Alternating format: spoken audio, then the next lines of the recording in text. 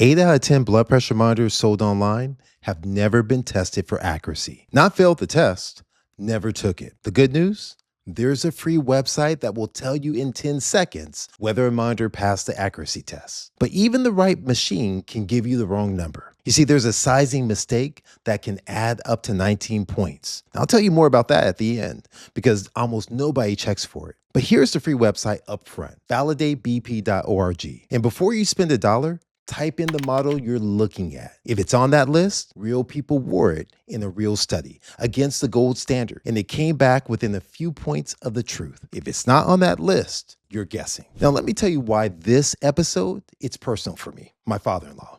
You see, he had high blood pressure from the time he was in his 30s. And years ago, his blood pressure started slipping. More symptoms, numbers bouncing around. So I did exactly what you're probably doing right now. I started searching for a machine. And I bought him an expensive machine, the kind that put his readings online so I could check his numbers from across the country. But that machine, it lied to us. And I'll show you how I caught it in a minute. So how does a machine like that get sold in the first place? 2 words. FDA clearance. And cleared means less than you think. Cleared means the device is safe to sell. It won't hurt you. It looks enough like devices already on the market. That's it. The word that actually matters is completely different.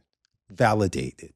Cleared does not mean accurate. Validated, it means someone tested it against the standard, trained observers, real patients, strict limits, and it passed. In 2023, researchers took 5 monitors right off American store shelves, and they ran that exact test. 2 Omron models passed. The 3 store brand models, one sold at Walmart, one at CVS, one at Walgreens, all 3 failed.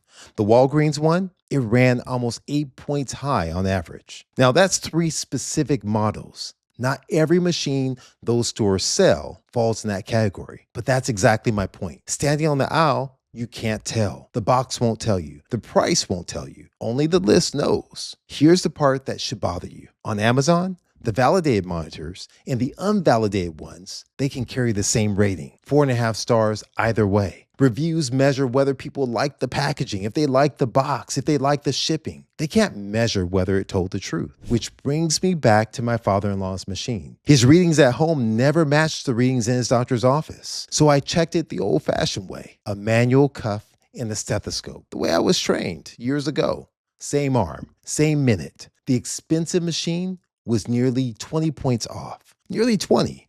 All those features, all that money. And the one thing it couldn't do was tell the truth. Here's my confession. I was embarrassed. I am embarrassed. I'm a cardiologist, and I bought that machine the way everyone else does, by trust. I fell for the marketing, the price, the features, the online tracking. I never checked the list. Now hold on to that number, a 20-point difference, because later I want to show you how the wrong cuff size alone can move a reading almost that much on a machine that works perfectly. Different mistake, same size hole in your numbers. All right, cath lab translation. In the cath lab, I measure blood pressure from inside the artery, a wire sitting in the bloodstream. That's the truest number in medicine. So I know exactly what 8 points can cost you. 8 points is the difference between let's watch it and a prescription. My father-in-law's machine was off by more than double that. A monitor that lies high can put you on a pill you may not need. A monitor that lies low lets the real problem keep leaning on your heart, your brain, and your kidneys quietly. So which ones would I buy first? Well, first we have to lay a ground rule. I'm not here to pitch you a brand. I'm not sponsored. They're just simply thoughts, examples. There are plenty of validated monitors at every one of these price points, and any machine on the list, it's fair game. But my patients and people, they always ask me for a starting point. So here's 3. At 3 different price points. On the budget, the A&D AU651, it's around $40. It's on the list. Middle of the road, Omron 5 Series, the Platinum, one of the 2 that passed the store shelf study. And if you want readings synced to your phone, a little bit techie, with room for 2 users, the Omron 10 series. Now, while you're comparing, 2 features earn their money. Memory that stores readings with dates and an irregular heartbeat flag. And all 3 of these take a standard replaceable cuff. Now hold that thought there because it matters, especially in the next few moments that I'll describe. Let you know that links and the full buying guide, they're inside the description. Disclosures down there too as well. One more time, because it's the whole first step. Don't start with the price. Don't start with the stars. Start with a validated list. Now, if this is helping, hit that subscribe. This is one episode of a whole season on blood pressure, and the next one is going to build on that one. So that's the machine, but the machine is only half of what's in the box. The other half is the cuff. And the cuff can fool you two ways: where it goes and how it fits. Now, where it goes, that's going to come first. Upper arm, not the wrist, not your watch, the upper arm, every time you have a choice.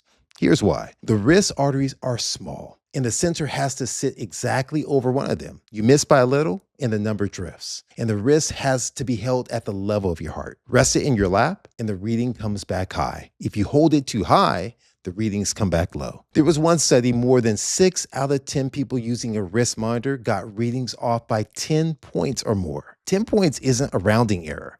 10 points is a different treatment plan. Now, there is one honest exception. If your arm is too large for any cuff you can find, or surgery has made arm cuffs a problem, a validated wrist monitor held at heart level, elbow on the table, is a legitimate tool. That's the exception. It's not the default. Now, quick side note, because I've been hearing this more and more frequently. Doc, my watch says I'm fine. Here's the thing: smartwatches, rings, phone apps, no cuff at all. The current guidelines, they're blunt. Don't use them to diagnose or manage blood pressure. At least not yet, because most of them don't measure your pressure. They estimate it from a pulse signal, anchored to a cuff reading you gave them weeks ago. And the new Apple Watch feature is a screening nudge, not a measurement. In its own study, it missed roughly 6 out of 10 people who truly had high blood pressure. Now, a quiet watch, it doesn't mean a healthy pressure. And there's the cruel part about these estimates. The further your pressure drifts from the cuff reading it was calibrated on, the further the watch drifts from the truth, which is exactly the moment you need it most.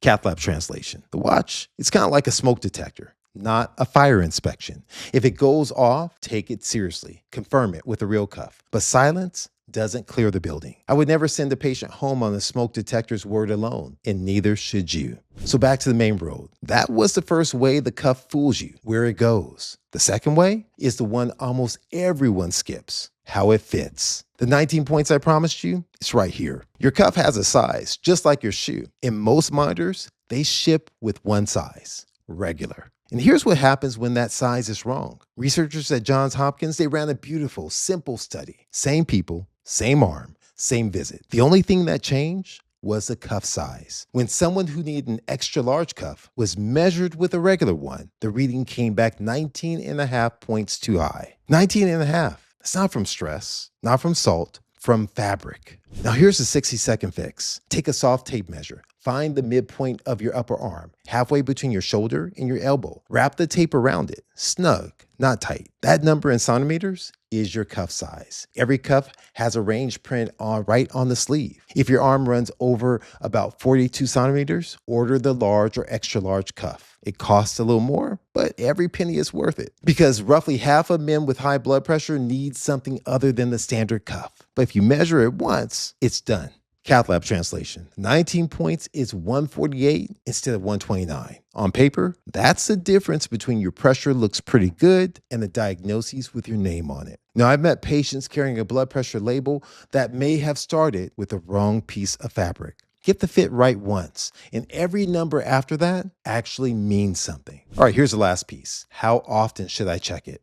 I have this new machine. Well, you don't have to live strapped to it the rest of your life. Before a doctor's visit, after any change in your plan, 2 readings in the morning, 2 in the evening for 7 days, then average them. That average, it's gold to your doc. It's worth more than any single reading in my office. Outside those weeks, a few mornings a month is plenty. And when your number surprises you, high or low, don't chase it. Sit quietly for 5 minutes, feet flat on the ground, arm at heart level, and take it again. One reading is weather. The average, it's the climate. And 2 last habits: protect the machine itself. I need you to bring your monitor to your doctor's office at least once a year. Check it against the office reading. And if it's more than 4 or 5 years old, test it and replace it if needed, because these devices, they will drift as they age. Now, before I let you go, I really want to tell you about the real reason why I'm making these videos. My father-in-law ended up passing away in 2010 from complications of high blood pressure. It was a heartbreak to our family. And I've carried a wish around ever since that somehow I had acted sooner, that he had a validated monitor on his arm years earlier, even before I became a cardiologist. one that his doctors could trust, and that he had a real understanding of what pressure